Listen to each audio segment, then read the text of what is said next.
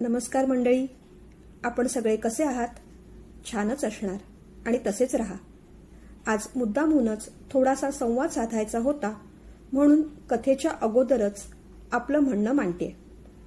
काही दिवसांपासून आपल्या चॅनलवर रोज कथा येत नाहीत, तशा संदर्भात मला बऱ्याच कमेंट्स आल्या. आधी त्याची कारणं सांगते. पहिलं तर घशाला इन्फेक्शन झालं होतं, म्हणून बोलायला आणि रेकॉर्डिंग करायला जमत नव्हतं.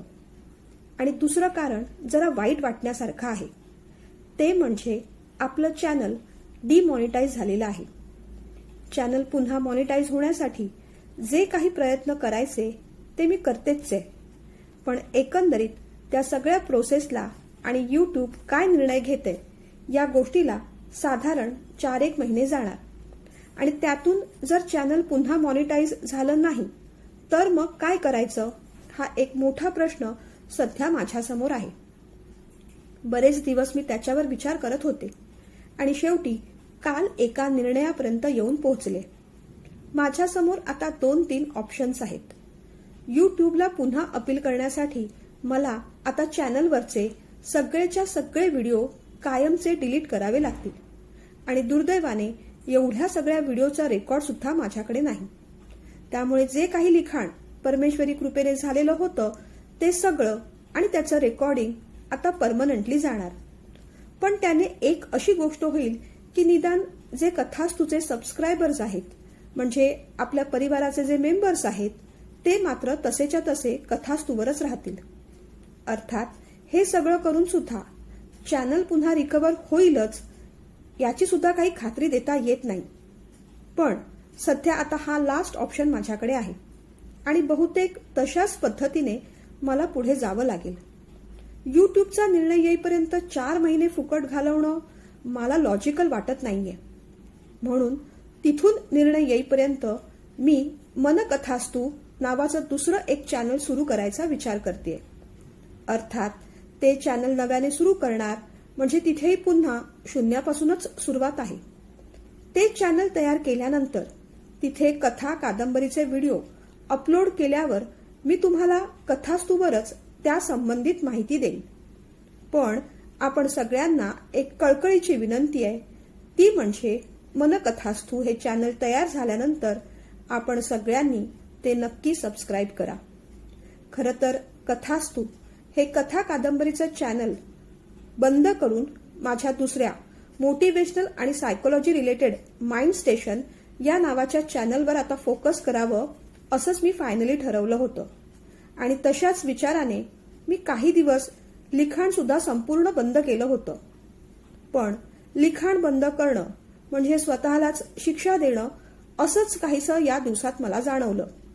आणि मग शेवटी फायनली विचार करून मनकथास्तू हे नवीन चॅनल सुरू करायचा मी निर्णय घेतला.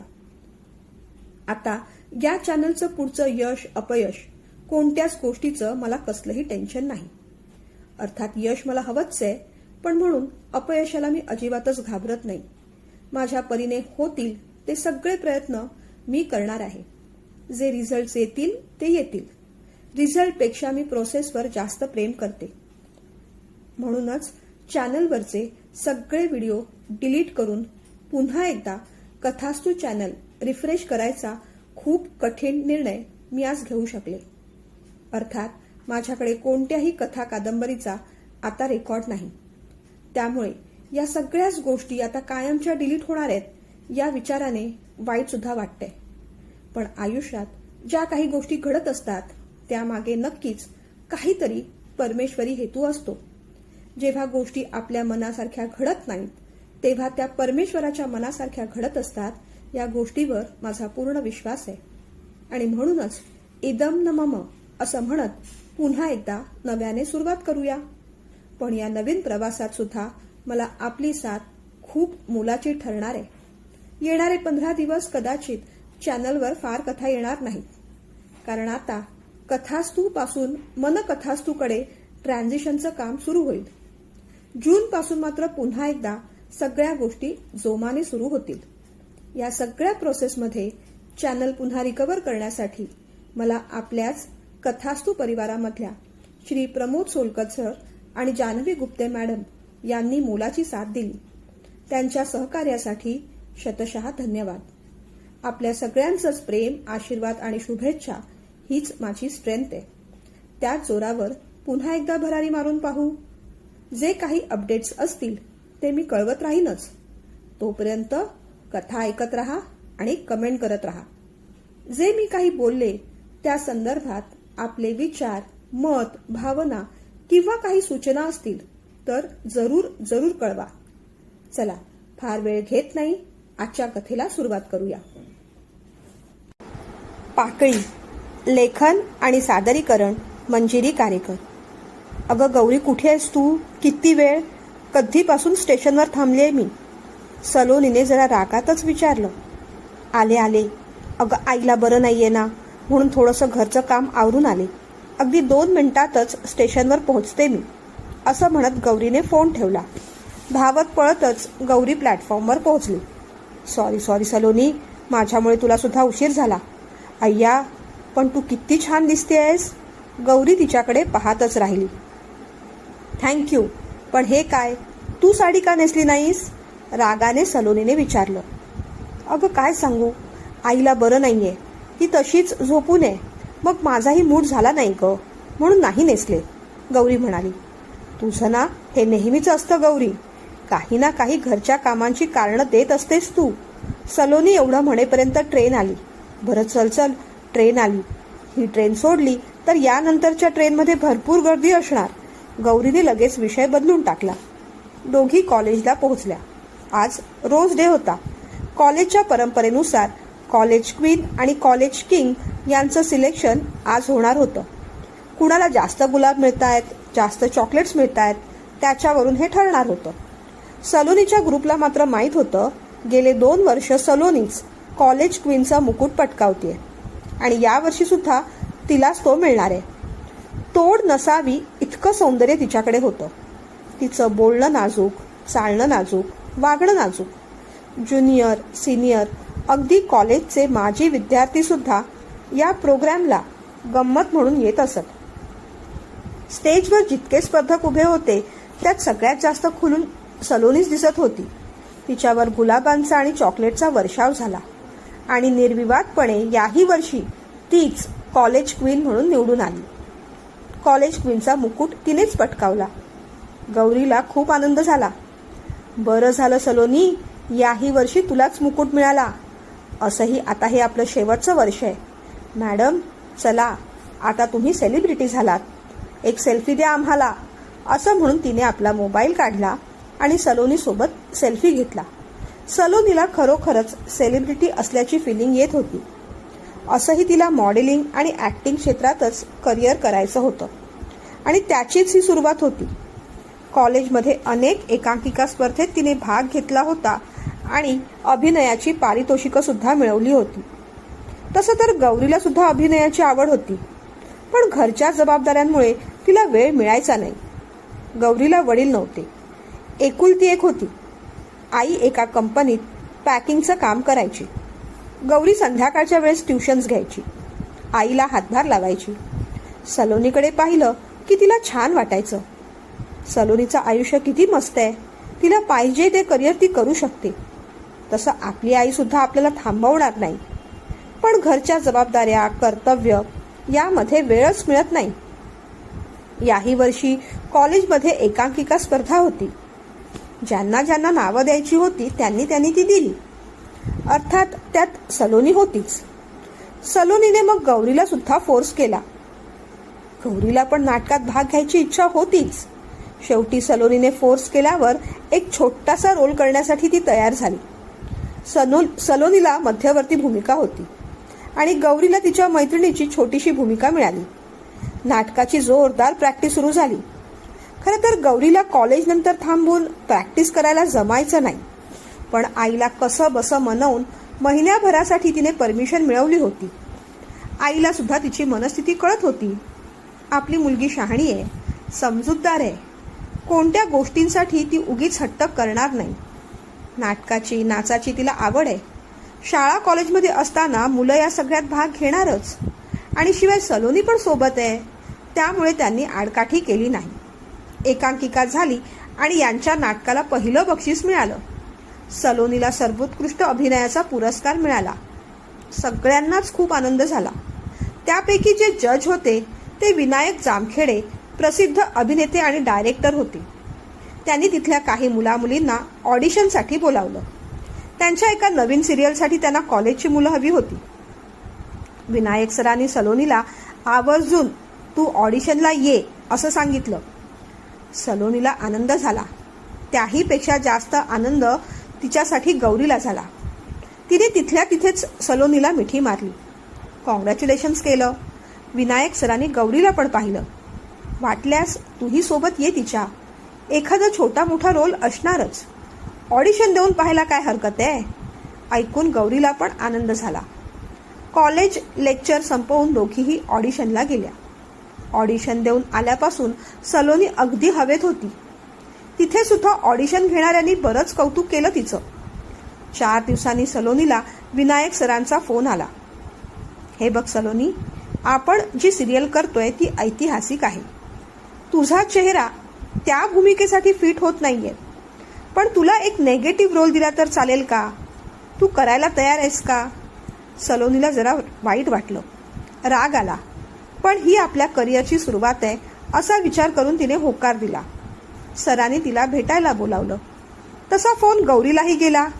तिलाही भेटायला बोलावलं. दोघी मग विनायक सरांना भेटायला गेल्या. विनायक सरांच्या केबिनमध्ये दोघींना जरा दडपल्यासारखं झालं. केबिनमध्ये अनेक लोक ये जा करत होते. कुणी काहीतरी डिस्कस करत होते. काही वेळांनी सर आले. तुमच्यासाठी कोल्ड्रिंक वगैरे मागवू का? सरांनी विचारलं. नको नको सर, काहीच हरकत नाही, सलोनी म्हणाली. बरं, मग आपण कामाचं बोलायला सुरुवात करूया. सरांनी मग स्क्रिप्ट घेतली. त्या दोघींना समजावलं. हे बघ सलोनी, आधी तुझा रोल मी समजावून सांगतो. तुझी भूमिका नेगेटिव्ह आहे. राजकुमारीला तू त्रास देतेस, तिच्या खुनाचा प्रयत्न करतेस, तिच्या विरुद्ध कट कारस्थान रचतेस, अशी तुझी भूमिका असणार आहे. तुझा अभिनय मी पाहिलेला आहे. निगेटिव्ह रोल सुद्धा तू खूप उत्कृष्ट पद्धतीने करू शकतेस याची मला तरी खात्री वाटते. कौतुक ऐकून सलोनीला बरं वाटलं. खरं तर पहिलाच रोल नेगेटिव्ह मिळायला नको असं तिला वाटत होतं. पण ठीक आहे, कलाकाराने असा विचार करायचा नसतो. जे हातात येईल त्याचं सोनं करायचं असतं, असं तिने मनाला समजावलं. मग विनायक सरांनी गौरीकडे पाहिलं. गौरी, बरं का, तुला मात्र राजकुमारीचा रोल करायचा आहे. तुझी भूमिका मध्यवर्ती असणार आहे. ते ऐकून गौरी आणि सलोनी दोघींना एकदम धक्काच बसला. सलोनीला जरा जास्तच. गौरीला ऍक्टिंगचा अनुभव नाही. आता सुद्धा एकांकिका स्पर्धेत तिचा रोल अगदी नगण्यच होता. पण तरीही तिचं सिलेक्शन कसं झालं? सलोनीच्या मनातला द्वेष आता चेहऱ्यावर दिसू लागला होता. गौरीला सुद्धा मोठाच धक्का बसला होता. सर, लीड रोलमध्ये मी कसं काय काम करू? मला अनुभव नाही अभिनयाचा फार. मला जमेल का ते? तिने विचारलं. का नाही? तू ठरवलंस तर नक्की जमेल. तुझ्यात सुद्धा अभिनयाचा स्पार्क आहे आणि कलाकाराकडून ऍक्टिंग कशी काढून घ्यायची हे आम्हाला माहीत असतं. उगीच हे केस पांढरे केलेले नाहीत आम्ही. कोण कोणत्या रोलसाठी सूट होईल, ऍक्टिंग करू शकेल, हे सगळं आम्हाला माहीत असतं. आणि हे बघ, रोल अतिशय चांगला आहे. ही सिरियल साधारण 8-10 महिने तरी चालणार. तुमच्या परीक्षेच्या वेळेस तुम्हाला सुट्टी मिळेल. ही सिरियल करण्यामागे 2-3 फायदे होतील तुम्हाला. एक तर तुमचं करिअर स्टार्ट होईल, तुम्हाला नवीन नवीन संधी मिळतील आणि मुख्य म्हणजे तुमचं अर्थार्जन चालू होईल. ऐकून गौरीला खूप आनंद झाला. थँक्यू सर, असं म्हणत दोघी उठल्या. येताना सलोनी मात्र शांत होती. सलोनीला वाईट वाटलं. गौरीला लक्षात आलं. मला वाटतं सलोनी, सरांनी मुद्दामूनच तुला असा चॅलेंजिंग रोल दिला असणार.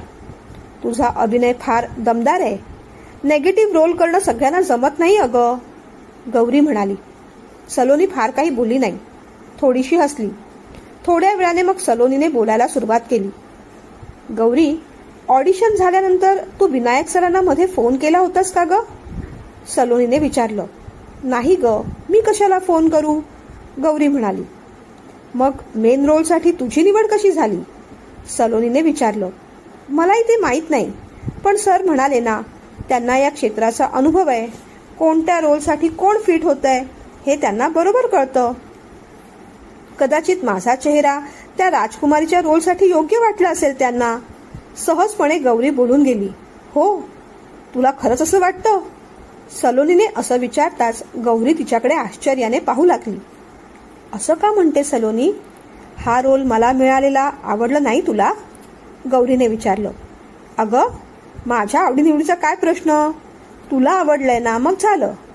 नुसती आवड म्हणून ऍक्टिंग करणं आणि मध्यवर्ती भूमिका करणं यात खूप फरक असतो. हळूहळू कळेलच तुला. सलोनीने आधीच भीती घातली, पण गौरी काही बोलली नाही. घरी गेल्यानंतर तिने आईला ही बातमी सांगितली. आईला जरा काळजी वाटली. आनंद झाला, पण चिंता मात्र वाटत राहिली. विनायक सर कॉलेजच्या प्रिन्सिपल सरांचे मित्र आहेत आणि ते खरंच चांगले आहेत. प्रिन्सिपल सर सुद्धा तुझ्याशी बोलून घेणार आहेत असं म्हटल्यावर आईला जरा बरं वाटलं. आईचं काळजी वाटणं स्वाभाविक होतं, कारण अभिनय क्षेत्र म्हटलं की ते सगळं भूलभुलैया असतं. पडद्यामागे काय काय गोष्टी होतात याची भीतीच वाटत असते.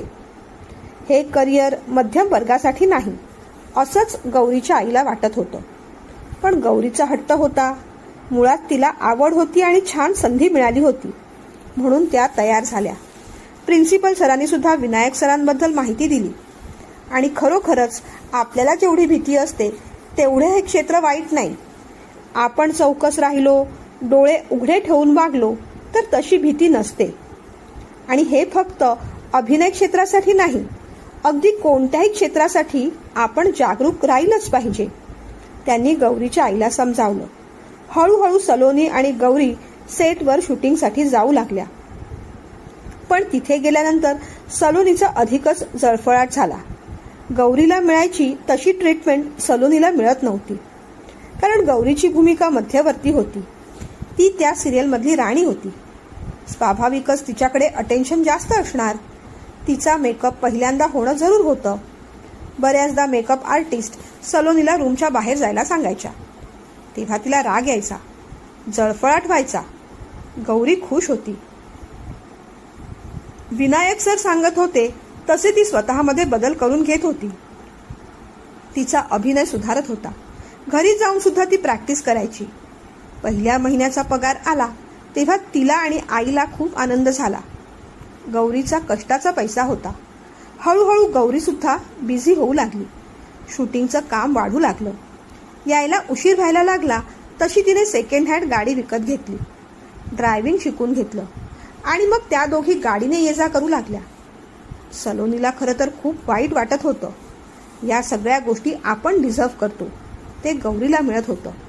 सलोनीपेक्षा गौरीला पेमेंट जास्त होतं, मान जास्त होता, तिच्या अभिनयाचं जास्त कौतुक होत होतं. आणि हे सगळं सलोनीला सहन होत नव्हतं. तिच्या वागण्या बोलण्यातून गौरीला कधी कधी जाणवायचं, पण तिने दुर्लक्ष केलं. तिने कधीच तसं दाखवलं नाही. जास्त शूटिंग वाढू लागलं तसतसा सलोनीचा रोल कमी होऊ लागला. गौरीचा रोल वाढू लागला. गौरी राजकन्या मधुमतीचा रोल करत होती. मधुमती राजकुमाराच्या प्रेमात पडते आणि तिथून पुढे राजकुमार आणि राजकुमारीचा असा सिक्वेन्स होता. सलोनीचं काम कमी होऊ लागलं. आठवड्यातून तिला आता 2दा जावं लागायचं, पण गौरीला मात्र रोज शूटिंग होतं. खरोखरच गौरी आता सेलिब्रिटीसारखी वावरू लागली. काम वाढलं तसं विनायक सरांनी त्यांच्या एका असिस्टंट डायरेक्टरला पण बोलावून घेतलं. त्याचं नाव जय मदाना. तो विनायक सरांना असिस्ट करू लागला. कामात तर तो सरांसारखाच परफेक्ट होता, पण कामाच्या व्यतिरिक्त जेवताना गप्पा मारताना तो बऱ्याचदा लूज कमेंट पास करायचा. 1-2दा त्याने गौरीच्या खांद्यावर हात टाकायचा प्रयत्न केला. गौरीने तो लगेच झिडकारला. तसा प्रयत्न त्याने इतर स्त्री कलाकारांबरोबर पण केला, पण त्याच्या विरुद्ध कुणी आवाज उठवला नाही. या क्षेत्रात एवढं मॉडर्न राहणं चालतं, बहुतेक असंच सगळ्यांचं मत असावं. सलोनी सुद्धा त्याला अपवाद नव्हती. आणि शिवाय जय डायरेक्टर होता. तो सांगेल तसं करणं भाग होतं. एखाद्या साईड रोल करणाऱ्या मुलीला काढून टाकणं त्याला सहज शक्य होतं. जसं एखादीला काढून टाकणं शक्य होतं तसं पुढच्या सिरियलसाठी एखादीला दुसरा रोल देणं सुद्धा त्याला शक्य होतं हे कलाकारांच्या लक्षात आलं होतं. त्यामुळे सगळेजण त्याच्याशी संबंध चांगलेच ठेवून होते. एके दिवशी शूटिंग बऱ्याच उशीरपर्यंत चाललं. शूटिंग संपलं. पॅकअप करताना गौरी जरा घाईत होती. तेवढ्यात तिच्या रूममध्ये जय आला. त्याला तिथे अचानक पाहून ती जरा गोंधळली. काही हवं होतं का सर? तिने विचारलं. हो, हवं तर होतं, निर्लज्जपणे तो म्हणाला. काही काम असेल तर लवकर सांगा, मला निघायचंय, ती जरा कडक शब्दातच म्हणाली. पण त्याने चटकन दरवाजा बंद केला. तो तिच्या जवळ आला. ती गोंधळली. जय, तू तुझ्या लिमिट ओलांडतोयस, ती जरा रागानेच म्हणाली. तो निर्लज्जपणे हसला. मग मात्र तिला सहन झालं नाही. त्याने पकडलेला तिचा हात तिने सोडवला. माझ्याशी असं वागायची तुझी हिंमत कशी झाली, असं म्हणून तिने त्याच्या कानाखाली आवाज काढला. तेवढ्या जोरात तिने त्याला ढकललं. दरवाजा उघडला आणि तिथून पळाली. धावत धावत ती सेटच्या बाहेर आली. तिला धाप लागली होती. तेवढ्यात कोणत्या तरी गाडीचे हेडलाईट तिच्या डोळ्यांवर चमकताना तिला दिसले. डोळ्यांची उघडझाप करून तिने पाहिलं तर तिचा को ॲक्टर ज्याने राजकुमाराचा रोल केला होता तो दीपकच गाडीत होता. तिला पाहून त्याने पटकन गाडी थांबवली. तो बाहेर आला. गौरी घाबरलीये पाहून त्याने जरा तिला शांत केलं आणि गाडीत बसायला सांगितलं. त्याने मग गाडी गेटच्या बाहेर घेतली. थोड्या अंतरावर जाऊन त्याने गाडी थांबवली. गाडीमधलं पाणी तिला प्यायला दिलं आणि मग सगळी माहिती काढून घेतली. ती सुरुवातीला घाबरली होती. रडू पण येत होतं. पण हिम्मत करून तिने सगळं खरं सांगून टाकलं. अरे दीपक, विनायक सरांचा असिस्टंट जय अगदी बंडल माणूस आहे. सगळ्या लेडीज ॲक्टरशी तो फार वाईट वागतो. कुणाला घाणेरड्या शब्दात काहीतरी बोलतो, घाणेरडे स्पर्श करतो. विनायक सर आल्यानंतर मी त्याची कंप्लेंट करणार आहे, ती म्हणाली. हो का? खरं सांगू, मला सुद्धा तो तसाच वाटला काहीसा. एक दोनदा माझ्याही नजरेत तशीच गोष्ट आली. पण आता नेमकं काय झालं होतं? दीपकने विचारलं. अरे, मी माझ्या रूममध्ये होते. तेवढ्यात तो आला. त्याने दरवाजा बंद केला, माझा हात धरला. त्याचं इंटेन्शन मला बरोबर वाटलं नाही. त्याला ढकलून मी सरळ बाहेर पडले, ती म्हणाली. अरे बापरे, एवढं सगळं घडलं? पण आता तू जास्त काळजी घे. शक्यतो आपण दोघं एकत्रच बाहेर पडत जाऊ. पण कधी कधी मला शूटिंग असतं तेव्हा तुला नसतं, तुला असतं तेव्हा मला नसतं. तेव्हा मात्र तू लवकर पॅकअप करायचं बघ. असंही विनायक सर 8 दिवसांनी येणार आहेत. तोपर्यंत करू आपण मॅनेज. सध्या मला सांग, तुला कुठे सोडू? दीपकने विचारलं. पुढे इथे कॉर्नरला सोड. तिथून पुढे मी टॅक्सी करून जाईन. आज नेमकी माझी गाडी पण सर्व्हिसिंगला दिली आहे, ती म्हणाली. दीपकने मग घड्याळात पाहिलं. 11 वाजून गेले होते. मला वाटतं गौरी, तू रात्री एकटीने जाणं सेफ नाही. त्यात आज तुझी मनस्थिती पण बरोबर नाही. मी तुला घरपर्यंत सोडतो, तो म्हणाला. गौरीने पण आढेवेढे घेतले नाहीत, कारण आज खरोखरच ती घाबरली होती, टेन्शनमध्ये होती. घर जवळ आलं तसं तिने दीपकला गाडी थांबवायला सांगितली. त्याचे मनापासून आभार मानले आणि ती घरी आली. आई तिची वाट पाहतच होती, पण ती आईला याबद्दल काही बोलली नाही. उगीच आई छोट्या छोट्या गोष्टीचं सुद्धा टेन्शन घेऊन बसते. जो काही प्रश्न आहे तो स्वतःच सोडवायचा असं तिने ठरवलं. इथे मात्र जय फार भडकला. एकतर गौरीने त्याच्यावर हात उगारला होता आणि दुसरी गोष्ट म्हणजे आता सगळीकडे बदनामी होणार, विनायक सरांना हे कळणार, याची त्याला धास्ती वाटत होती. सध्या तरी हे प्रकरण कसं तरी त्याला रफादफा करायचं होतं. गौरीचा बदला मी नंतर घेईनच, पण सध्या आपल्या नोकरीवर काही यायला नको असा विचार करून तो दुसऱ्या दिवशी गौरीची वाट पाहू लागला.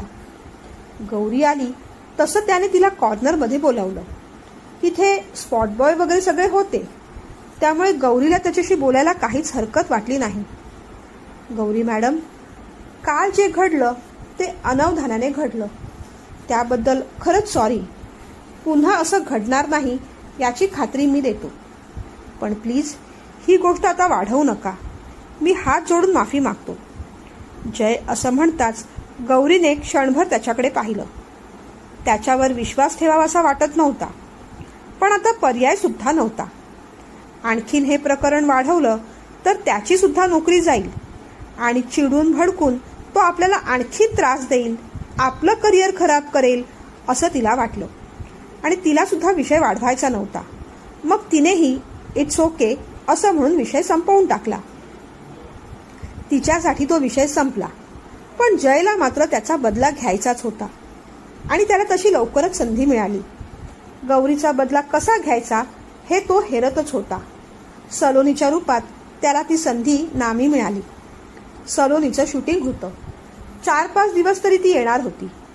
त्या 4-5 दिवसात त्याला एक गोष्ट कळली की सलोनी गौरीबरोबर तेवढी खुश नाही. त्याने हळूहळू सलोनीची बॅकग्राऊंड काढून घेतली. सलोनी सुद्धा चांगली ॲक्ट्रेस आहे, तिला सुद्धा अनेक बक्षिसं मिळाली आहे हे त्याला कळलं. त्या दोघी मैत्रिणी आहेत, पण सलोनीला साईड रोल मिळाला, गौरीला मात्र मुख्य भूमिका मिळाली. त्यामुळे सलोनी हर्ट झाली आहे हे त्याच्या लक्षात आलं. याच गोष्टीचा फायदा घ्यायचं त्याने ठरवलं. त्या दिवशी त्याने सलोनीचा फोन नंबर घेतला.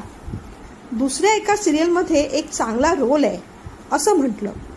सलोनीला आनंद झाला. तिने आनंदाने फोन नंबर दिला. त्याला सेटवर गौरीसमोर सलोनीशी बोलायचं नव्हतं, म्हणून त्याने जरा उशिराच सलोनी घरी गेल्यानंतर फोन केला. तिला दुसऱ्या दिवशी भेटायला एका हॉटेलमध्ये बोलावलं. सलोनी खूप खुश होती. आता चांगलीच संधी मिळणार या अपेक्षेने ती जयला भेटायला गेली. हॉटेलमध्ये गेल्यावर जय तिची वाटच पाहत होता. त्याने आदराने सलोनीचं स्वागत केलं. दोघांनी कॉफी मागवली आणि मग जयने बोलायला सुरुवात केली. सलोनी, तू या सिरियलचा हिस्सा आहेस ही खरंच आनंदाची गोष्ट आहे. पण खरं सांगू का, तुझ्यात एवढं टॅलेंट असताना तू असा छोटासा रोल करणं मला पटत नाही. खरं तर मध्यवर्ती भूमिका तुलाच द्यायला हवी होती. सरांची निवड कशी चुकली कुणास ठाऊक. त्या गौरीमध्ये त्यांनी एवढं काय पाहिलं. अगदी बावळट चेहरा आहे तिचा. त्याचं बोलणं ऐकून सलोनीला आतून बरं वाटलं. ती तेव्हा काही बोलली नाही, फक्त एवढंच म्हणाली, केव्हा केव्हा नशीब साथ देत नाही सर. अगं मग आपण बदलूया नशीब, तिच्या खांद्यावर हात ठेवत जय म्हणाला. ती आश्चर्याने पाहू लागली. हो खरंच सांगतोय मी, दुसऱ्या सिरियलसाठी तुझं कास्टिंग करणार आहे मी आणि त्यात तुला मुख्य भूमिका देणार आहे. पैसे पण छान मिळतील, पण या सगळ्या बदल्यात तुला माझी मदत करावी लागेल. त्याचं बोलणं ऐकून सलोनी जरा गोंधळली. क्षणभर तिने त्याच्याकडे पाहिलं. ऐक, मी काय सांगतोय ते, जयने बोलायला सुरुवात केली. हे बघ, माझी काहीही चूक नसताना गौरीने माझा खूप अपमान केला. माझ्यावर खोटे नाटे आरोप केले, माझ्या कानाखाली मारलं. तुम्ही दोघी मैत्रिणी आहात ही गोष्ट तिने तुला सांगितलीच असणार, बरोबर ना? जय असं म्हणताच सलोनीने मान डोलावली. कारण गौरीने वॉर्निंग म्हणून सलोनीला जयच्या कॅरेक्टरबद्दल अगोदरच सांगितलं होतं. पण जय तिला तसं वाटला नाही, उलट जास्तच स्पोर्टिंग वाटला. गौरीचाच नक्की काहीतरी गैरसमज झाला असणार किंवा गौरी आता स्वतःला खूप शहाणी समजू लागली आहे असं समजून सलोनीने गौरीऐवजी जयला झुकतं माप दिलं. सलोनीच्या बुद्धीवर पडदा पडला होता. जयच्या भूलभुलैयामध्ये ती अडकत चालली होती. आपल्याला नवीन रोल मिळणार, आणखीन संधी मिळणार याच वेड्या आनंदात ती होती आणि त्यासाठी ती काहीही करायला तयार झाली होती. हो हो जय, ती तशीच आहे. मला खात्री आहे की विनायक सरांकडून सुद्धा ही मुख्य भूमिका तिने गोडी गुलाबीने मिळवली असणार. कुठे कोणतं जाळं कसं टाकायचं हे तिला बरोबर माहिती आहे. मी तिला खूप वर्षांपासून ओळखते ना, म्हणायला तशी आमच्यात मैत्री आहे, पण ती ना खूप आतल्या गाठीची आहे. तिच्याकडे पाहून कुणी म्हणेल का की हिची आई एका कंपनीत साधं पॅकिंगचं काम करते. घर सुद्धा चाळीत आहे. घरात धड फर्निचर नाही, भिंतीचे रंग उडालेले. अलीकडे पैसा मिळायला लागला तशी घराची रंगरंगोटी करून घेतलीये तिने. सगळ्यांशी गोड गोड बोलून काम काढते. माझ्याकडून पण खूप फायदा करून घेतला तिने आणि नंतर मात्र दुधातून माशी काढून टाकावी असं माझ्याशी वागली. एवढ्या वर्षाचे संबंध आहेत म्हणून मीही काही फार बोलत नाही तिला, पण खरं तर मलाही तिचा राग येतो. रागाच्या द्वेषाच्या भरात सलोनी काहीतरी बरळत होती. जयला मात्र खूप सारी माहिती मिळाली.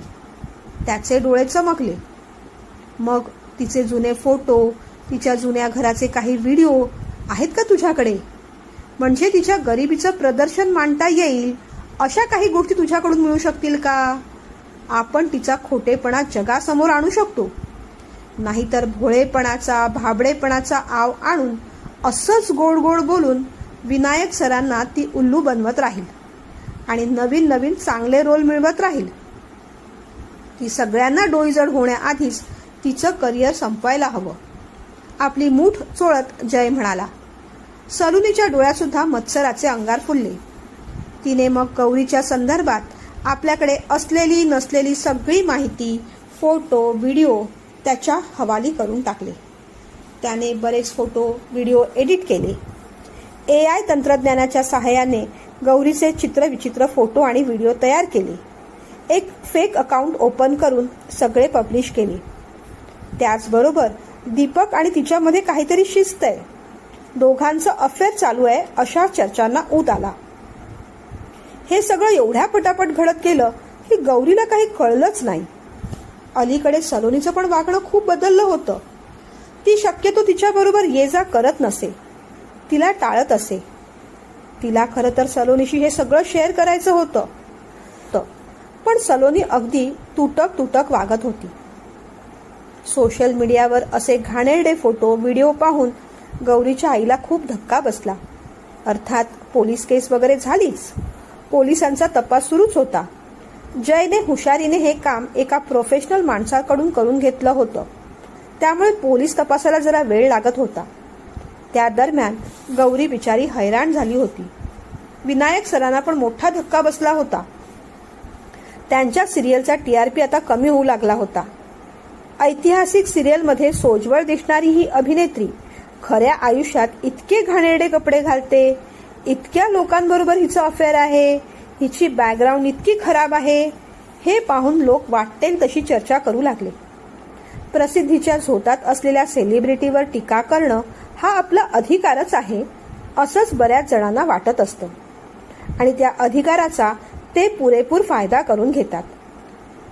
अगदी अर्वाच्य भाषेत एखाद्याच्या कॅरेक्टर संबंधी बोललं जातं. काही दिवस शूटिंग बंद पडलं. गौरीला धक्का बसला. तिच्यासाठी तो मानसिक आघात होता.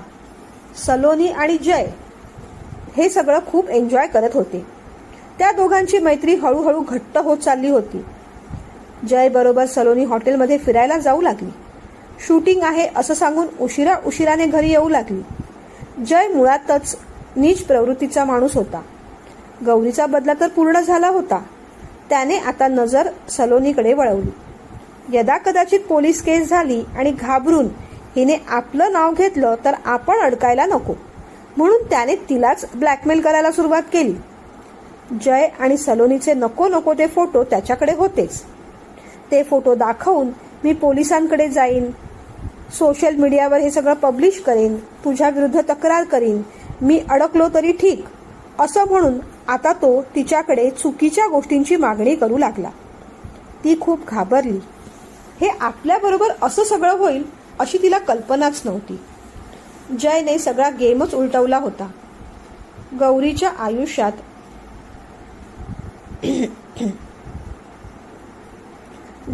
आयुष्यात एक मोठं वादळ आलं, पण हळूहळू ते शमलं आणि सलोनी मात्र आता अडकत चालली होती. पोलिसांना एक एक क्लू लागत होते. हे फोटो कुणाकडून बनवून घेतले आहेत, हे फोटो द्यायला कुणी मदत केली, हे चौकशी अंती सिद्ध झालंच. जय आणि सलोनीचा या सगळ्यात हात आहे हे सत्य सगळ्यांसमोर आलं.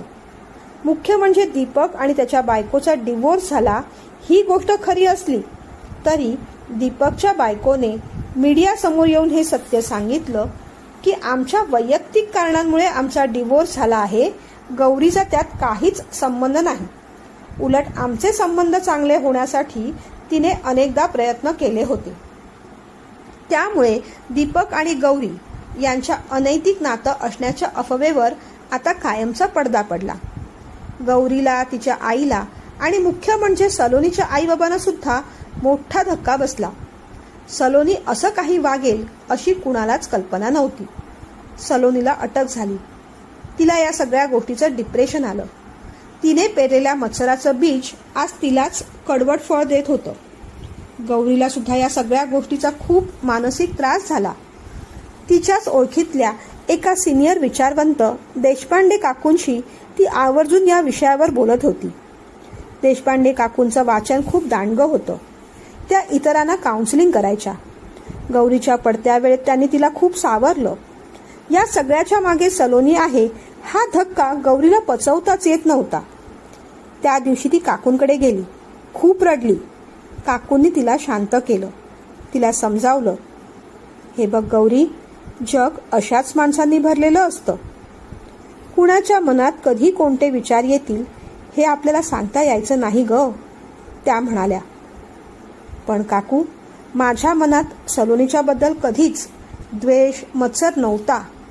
उलट अनेकदा तीच माझ्याशी द्वेषाने, मत्सराने वागत राहिली. तिला तिची चूक कधीच दिसली नाही, गौरी म्हणाली. हो ना गौरी, अगं बहुतांशी माणसं अशीच असतात. लोकांना दुसऱ्याच्या डोळ्यातील कुसळ दिसते, पण स्वतःच्या डोळ्यातील मुसळ देखील दिसत नाही. स्वतःच्या मोठ्या चुकांकडे दुर्लक्ष करून दुसऱ्याच्या लहानशा अपयशाची चर्चा करण्यात ते स्वतःचा पुरुषार्थ समजतात. अगं हीच तर शाडन फ्रॉइड ही संकल्पना, म्हणजेच त्याला परपीडा आनंद असंही आपण म्हणू शकतो. ही केवळ नकारात्मक वृत्ती नसून एक प्रकारची मानसिक विकृती असते.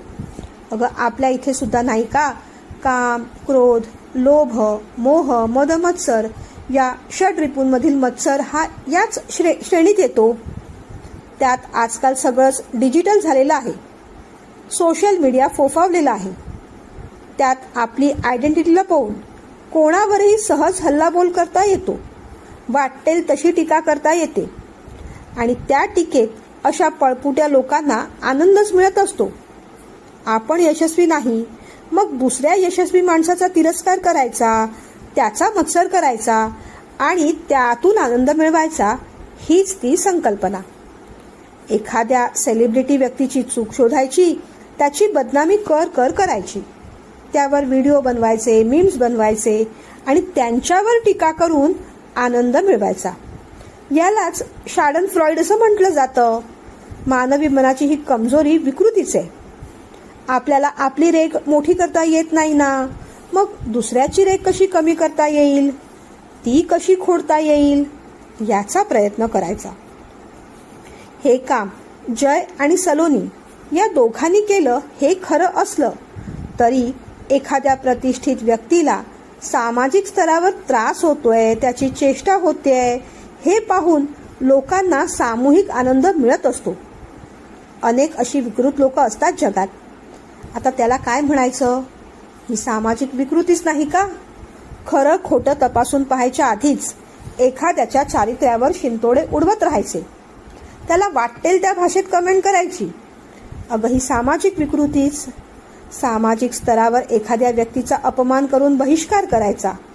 आजच्या सोशल मीडियात यालाच कॅन्सल कल्चर असं म्हणतात. म्हणजेच काय, परपीडेत मिळेल तेवढा आनंद घेत राहायचा. पण खरंच हा आनंद स्थायी आहे का, चिरकाल आहे का, खरा आहे का, हे कोणी तपासून पाहत नाही. प्रत्येक विकृतीला एक चक्र असतं आणि चक्र नेहमीच फिरत असतं. कधी ते आपल्या जवळ येतं, कधी दूर, आणि त्या गतीच्या वेगात आपण सुद्धा आपल्या नकळत ओढलं जातो. हे मात्र व्यक्तीला कळत नाही. सलोनी तुझी चांगली मैत्रीण होती, पण तिने तिच्याकडची माहिती तुझ्या विरुद्ध चुकीच्या पद्धतीने वापरली. तुझ्याबद्दल तिच्या मनात मत्सर द्वेष होता. तो असणं स्वाभाविक असलं तरीही मत्सराच्या, द्वेषाच्या लहरी इतक्या भयंकर होत्या की तिने आपल्या कर्माची गती जरुरीपेक्षा जास्त वाढवली आणि त्या चक्रात, त्या वेगात ती स्वतःच अडकत गेली. तुला माहितीये का गौरी, माणसांच्या भावनांचं ना असंच एक चक्र असतं अगं. इतरांना आणि आपल्या स्वतःला ओळखण्यासाठी हे चक्र समजून घ्यायचं असतं. माणसाच्या आयुष्यात 99% प्रॉब्लेम्स भावनांचं हे चक्र समजून न घेतल्यामुळेच येत असतं. कारण सोयीनुसार, सवयीनुसार आणि सवडीनुसार आपण प्रत्येक भावनेला सरसकट एकच लेबल देऊन टाकतो. पण वास्तविक ते तसं नसतं अगं.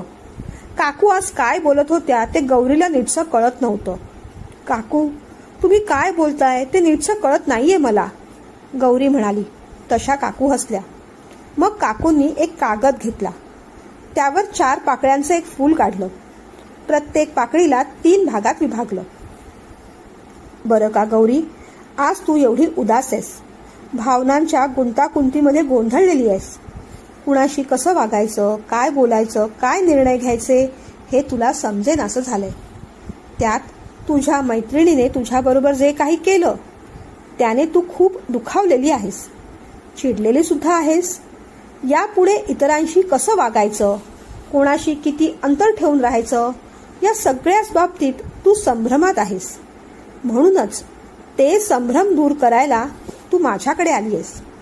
अगदी पुढच्या 2 मिनिटातच भावनांच्या या फुलाबद्दल आणि त्याच्या प्रत्येक पाकळीबद्दल मी तुला समजावून सांगते. म्हणजे स्वतःच्या भावना मॅनेज करणं आणि इतरांच्या भावना अचूक ओळखणं हे तुझ्यासाठी तरी निदान सोपं होऊन जाईल. गौरी मग कुतूहलाने त्या कागदाकडे पाहू लागली. काकूंनी एक पाकळी काढली. त्याचे 3 भाग केले. हे बघ गौरी, आता असं समज ही एक पाकळी म्हणजे तुझ्या मनातली भीती आहे. पण त्या संबंधित आपल्याला वाटणाऱ्या सगळ्या भावनांना आपण सरसकट भीती असं लेबल देऊन टाकतो. तसं करायचं नाही. उलट तसं न करता प्रत्येक भावनेची इंटेन्सिटी आपण समजून घ्यायची. भीती ही अचानक मनात उत्पन्न होत नाही. सगळ्यात आधी निर्माण होते ती अस्वस्थता आणि काळजी. त्यांची इंटेन्सिटी वाढली की त्याचं रूपांतर मग भीतीत होतं. त्या भीतीकडे आपण दुर्लक्ष केलं, वेळीच त्याच्यावर उपचार केले नाहीत तर त्याचं रूपांतर मग दहशतीत होतं. म्हणजेच काय, ज्याला आपण भीती भीती म्हणत होतो तीही 3 लेवलवर काम करत होती. सुरुवातीची अस्वस्थता आणि काळजी, दुसरी लेवल भीती आणि तिसरी लेवल दहशत. जर काळजी आणि अस्वस्थता या लेवलवरच आपण तेव्हाच्या तेव्हा काम केलं तर इंटेन्सिटी वाढून त्याची भीती आणि भीतीची इंटेन्सिटी वाढून त्याची दहशत अशा स्टेजपर्यंत आपल्याला यावंच लागत नाही. म्हणूनच आपण सध्या कोणत्या इंटेन्सिटीमध्ये आहोत, कोणत्या लेवलमध्ये आहोत हे तपासून पाहणं जरुरी असतं. गौरी आश्चर्याने पाहू लागली. काकू, हे तर समजलं, पण आणखीन एक उदाहरण द्या ना. मग काकूंनी दुसरं उदाहरण दिलं. हो, आपण रागाचंच उदाहरण घेऊ. रागाच्या सुद्धा लेवल्स असतात. राग अचानक येत नाही. पहिल्यांदा असते नाराजी.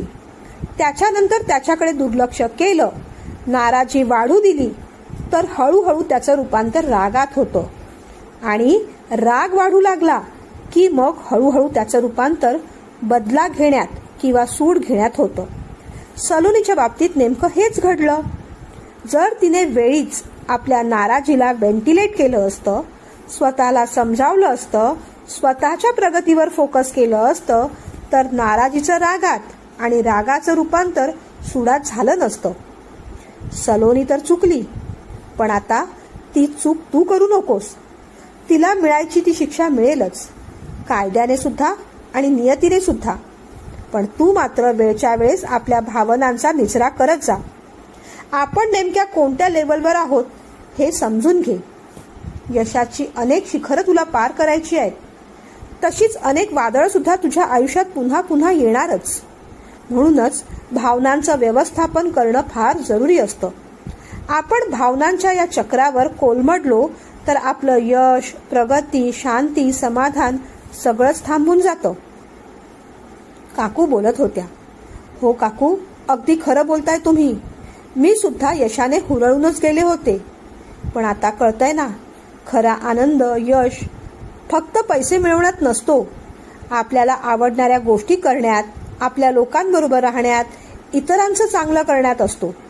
मग या अशा आनंदाच्या सुद्धा काही लेवल्स असतील का हो? तिने विचारलं. हो, अर्थातच. आनंदाच्या सुद्धा लेवल असतात. आनंदात सुद्धा पहिल्यांदा येते ती स्थिरता, मग आनंद, आणि जेव्हा आपण इतरांसाठी काही करू लागतो तेव्हा मिळतो तो परमानंद. काकूंच्या हुशारीवर गौरी आता भाळली होती. काकू, तुम्ही खरंच ग्रेट आहात. एखाद्या भावनेला सुद्धा इतक्या शेड्स आणि इतक्या लेवल्स असतात याची मला कल्पनाच नव्हती. पण आता प्रत्येक पॉझिटिव्ह आणि नेगेटिव्ह भावनांना लेबल द्यायच्या आधी मी त्यांच्या लेवलचा विचार जरूर करीन. चांगल्या भावना असतील तर त्याची इंटेन्सिटी कशी वाढवता येईल हे पाहीन, आणि वाईट भावना असतील तर त्या तिथल्या तिथे कशा रोखता येतील किंवा कशा कमी करता येईल हे निश्चितच पाहीन. पण काकू, हे एवढं सगळं ज्ञान तुम्हाला कुठून मिळालं? तिने कौतुकाने विचारलं. काकू पुन्हा एकदा शांतपणे हसल्या आणि म्हणाल्या, अगं, स्वतःचा शोध घ्यायला सुरुवात केली आणि मग सगळं ज्ञान आपोआपच येत गेलं. वाचन केलं, लिखाण केलं, अध्यात्म वाचलं, समाजशास्त्र वाचलं, मानसशास्त्र वाचलं. भावनांच्या या पाकळ्या आणि त्याचं हे चक्र प्लचिक नावाच्या अमेरिकन सायकोलॉजिस्टने दिलं असलं तरीही आपल्या वेदांमध्ये, पुराणांमध्ये षड्रिपूंबद्दल सांगितलंच आहे की. फक्त काही गोष्टींसाठी आपण अवेअर नसतो एवढंच. एकदा का ती जाणीव झाली की मग आपल्यामध्ये सुद्धा बदल व्हायला सुरुवात होते. त्या म्हणाल्या. तशी गौरी हसली. तिने काकूंना मिठी मारली, त्यांचा आशीर्वाद घेतला आणि शांतपणे तिथून बाहेर पडली. ती तिथून निघाली ते काहीतरी ठरवूनच. तिच्या मनात अनेक विचार आले. प्रत्येक नात्याला भावनांची मर्यादा हवीच. एखाद्या व्यक्तीला आपण मित्र किंवा मैत्रीण म्हणून स्वीकारतो, मग आपला विश्वास वाढतो आणि आपण हळूहळू मग त्यांच्या प्रेमात पडतो. म्हणजेच स्वीकार, विश्वास आणि प्रेम या सुद्धा विश्वासाच्या पाकळीवरच्या लेवल आहेत. सलोनीच्या बाबतीत वारंवार अनुभव येऊन सुद्धा आपण दुर्लक्ष केलं. आपण तेव्हाच अंतर ठेवायला हवं होतं. नातं बनवताना किंवा वाढवताना या गोष्टी आता लक्षात ठेवायला हव्या. सलोनीने जी चूक केली ती आपल्याकडून चुकूनही होऊ नये म्हणून आपण जाणून बुजून प्रयत्न करायला हवे. शाडनफ्रॉइड हे असं कर्माचं चक्र आहे की दुसऱ्यांच्या दुःखात तात्पुरता आनंद मिळाला तरी आपल्यातल्या माणुसकीची, चांगलेपणाची, प्रगतीची जिद्द त्याने कायमची खुंटून जाते. दुसऱ्याच्या यशात आनंद मानणं काहीदा कठीण होऊन जातं, पण किमान त्याच्या अपयशात सुख मानण्याची विकृती तरी आपल्यामध्ये बळावू न देणं हे खरं योग्य वागणं. दुसऱ्याच्या मार्गातले अडथळे पाहून आपल्याला आनंद वाटतो, पण त्याच्या वाट्याकडे लक्ष ठेवताना आपण आपल्या वाटेतले दगड पाहायला विसरतो आणि मग ठेचकाळतो. आपल्याला आपल्या जवळच्या लोकांबद्दल, इतरांबद्दल सहानुभूती, प्रेम असायला हवी. इतरांच्या आनंदात आपल्याला सुद्धा आनंद वाटायला हवा. जर तसं जमत नसेल तर त्याची ट्रेनिंग घ्यायला हवी. मेंदूला तसं ट्रेन करायला हवं, तसा प्रयत्न तरी करायला हवा. मुख्य म्हणजे दुसऱ्याची रेष कशी लहान करता येईल इथे लक्ष देण्यापेक्षा आपली रेष कशी वाढवता येईल, आपल्या गुणांवर लक्ष कसं केंद्रित करता येईल हे पाहायला हवं. कोणत्याही अपयशाला, मग ते अपयश करिअरमध्ये असो, नात्यांमध्ये असो, डगमगून न जाता शांत स्थिर वृत्तीने त्या गोष्टींकडे पाहायला हवं. कारण त्रयस्थपणे एखाद्या गोष्टीकडे पाहणं म्हणजेच जाणीव, आणि जाणीव म्हणजेच खरं ज्ञान. जाणीवेच्या या पातळीवर येताना गौरीला निश्चितपणे हे जाणवलं होतं की पाकळी फक्त फुलाची नसते, आपल्या भावनांची सुद्धा असते.